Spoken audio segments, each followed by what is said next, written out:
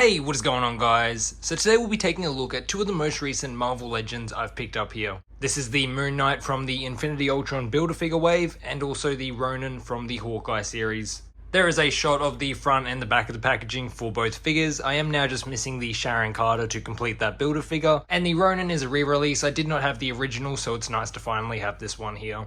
Given he is in the plastic free, you can see the accessories this one does come with on the back of the packaging there.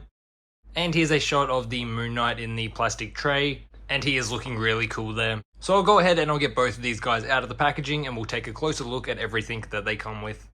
And here we have both the figures out of the packaging. First hand impressions, both are looking really good standing there.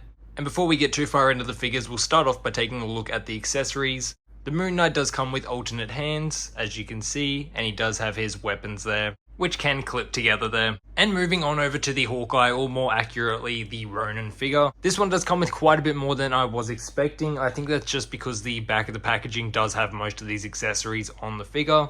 He does come with the sheath and the strap that can be connected onto the figure. He does also have the two swords there that can be stored in them, and also the crossbow and the masked head sculpt, and the folded down hood piece that can be clipped on the neck.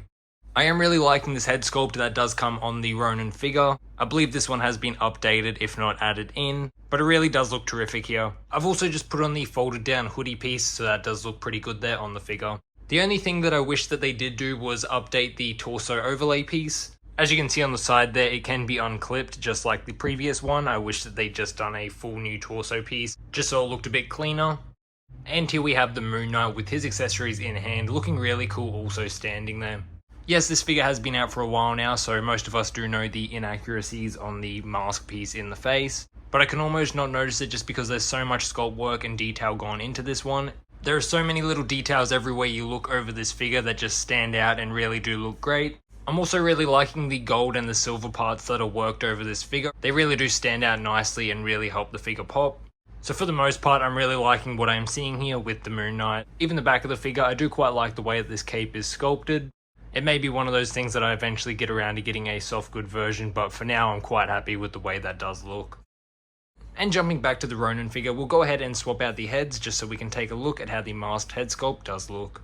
And here we have him with the masked head sculpt on. That looks pretty good like that. You could go ahead and just chuck on the folded down hoodie look, which would look pretty cool, or you could go the full hooded look and attach the hood piece, and that's how it does look right there. I think this looks pretty good. The hood definitely gives a menacing look to the figure, so this will definitely be the way that I have this one displayed.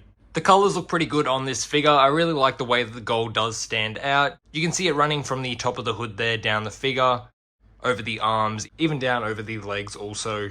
And I love the way it's fully gold on the inside of the hands. I think that looks really cool there. And here we have the figure with the accessories in hand. Everything is on the figure, and I think this looks really great. This sort of more neutral pose is probably how I'll have this one in the display.